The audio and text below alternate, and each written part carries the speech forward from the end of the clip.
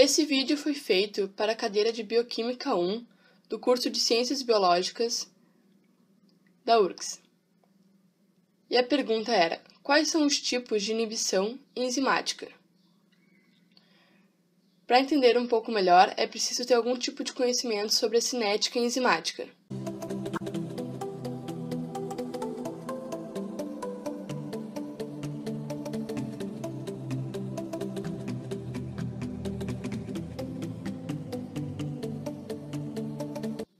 Bom, então, o que são inibidores?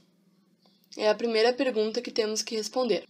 Os inibidores, eles podem ser reversíveis ou irreversíveis.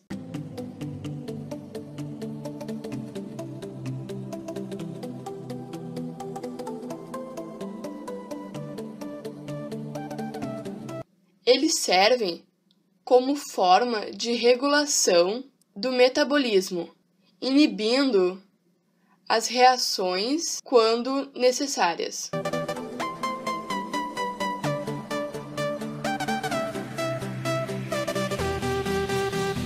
No primeiro caso, os inibidores reversíveis.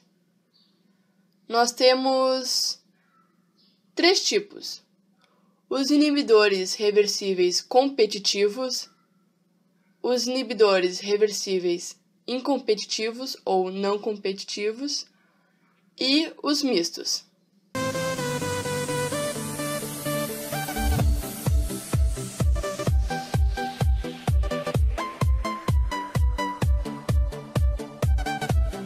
Vamos falar então do primeiro caso, a inibição competitiva. Nós temos a enzima mais o substrato com a formação do complexo enzima-substrato e, posteriormente, enzima-produto. O inibidor ele irá se ligar à enzima e vai fazer com que não haja a reação, não haja a formação do complexo enzima-substrato. Então, desenhamos uma enzima e essa enzima ela possui um sítio ativo. Em verde, nós temos o nosso substrato. E em azul, um inibidor competitivo. E ele é bastante forte. Esse inibidor competitivo, então, ele pode se ligar ao mesmo sítio ativo e ele vai retirar o substrato, ou seja, ele vai fazer com que o substrato não se ligue à enzima. Vai diminuir a afinidade do substrato. Repetindo aquele desenho, então. Nós temos o inibidor competitivo ligado à enzima e nós podemos ver que quando a quantidade de substrato aumenta muito, eles conseguem vencer esse inibidor competitivo. Então, o aumento da concentração do substrato faz a retirada do inibidor.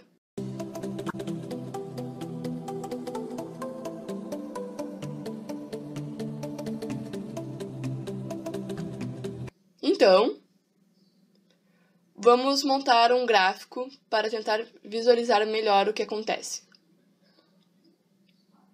No eixo X, nós temos a velocidade máxima da reação e a linha preta mostra a curva da cinética enzimática.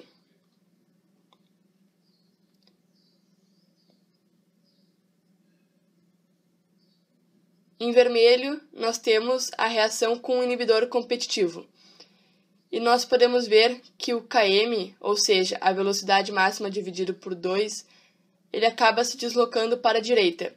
Então, nós temos um possível aumento do Km, um aumento aparente.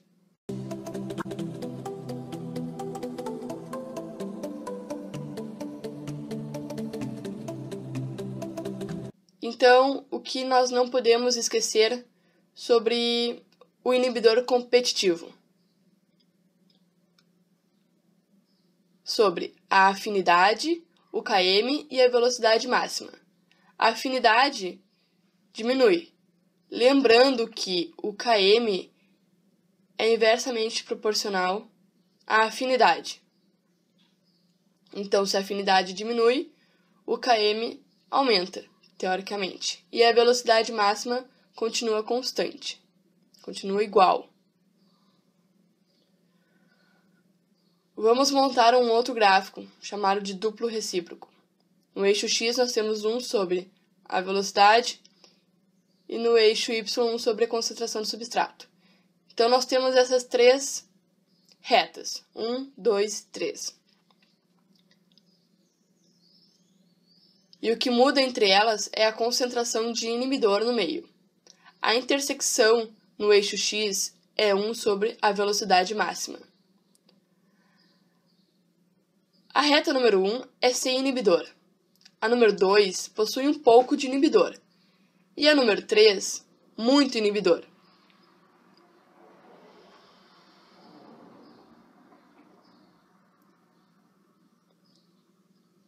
O declive da reta aumenta, ou seja, o declive é o km sobre a velocidade máxima. E nós podemos ver que a reta 3 ela é mais íngreme do que a 1. E a intersecção no eixo y é igual a 1 sobre a velocidade máxima. E com a maior concentração do substrato, ele pode superar o inibidor. Nós temos um aparente aumento do km. É importante essa palavra, aparente.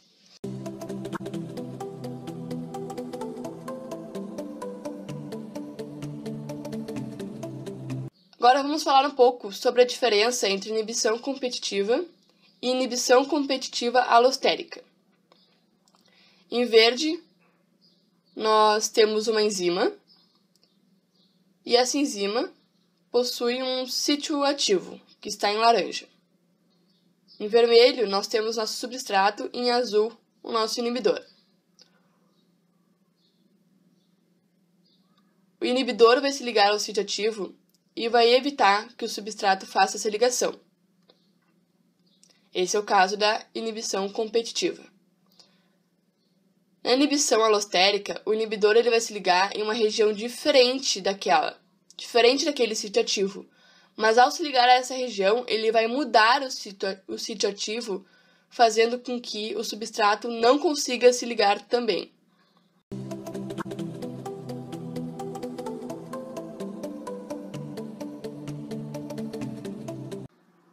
O segundo caso, nós já falamos sobre a inibição competitiva, agora nós vamos falar sobre a inibição incompetitiva ou não competitiva. Então, nós temos a enzima mais o substrato, formando o complexo enzima-substrato e, posteriormente, enzima mais produto.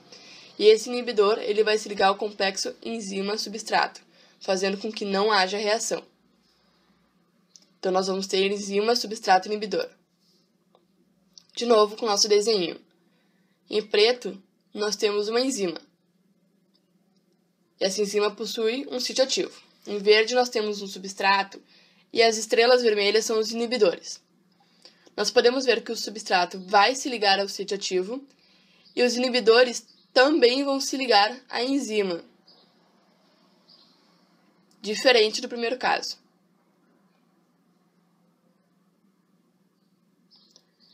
O inibidor ele vai atrapalhar a função da enzima, mas não altera a sua afinidade.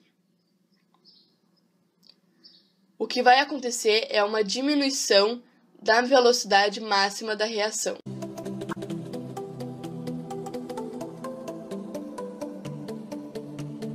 Vamos montar então o gráfico. No eixo x é a velocidade máxima, e a velocidade máxima dividido por 2, que é o km.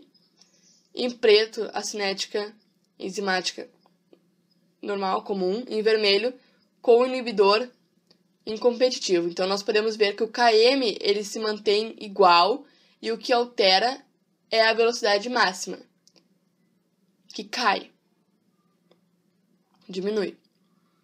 Então, o que nós não devemos esquecer sobre a inibição incompetitiva?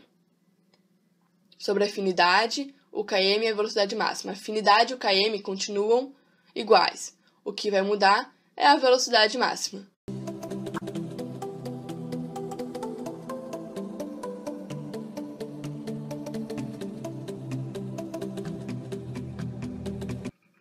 Montando agora o gráfico duplo recíproco. Olhem como as retas estão diferentes. De novo, o que muda entre elas é a concentração do inibidor. Na reta número 1, nós não temos inibidor. Na número 2, um pouco de inibidor. E na 3, muito inibidor. O declive, então, é o km dividido pela velocidade máxima e ele se mantém igual. Já a intersecção no eixo y,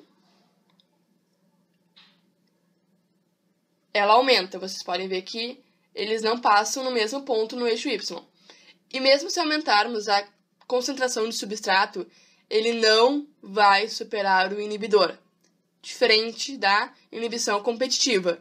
Tu aumentava o substrato, a concentração dele, e ele conseguia vencer o inibidor. Agora, a inibição mista, como o nome diz, é uma junção das duas. Nós temos a enzima mais o substrato, formando o complexo enzima-substrato, e posteriormente enzima mais produto. E o inibidor ele pode se ligar tanto ao complexo enzima-substrato quanto a enzima mais o substrato.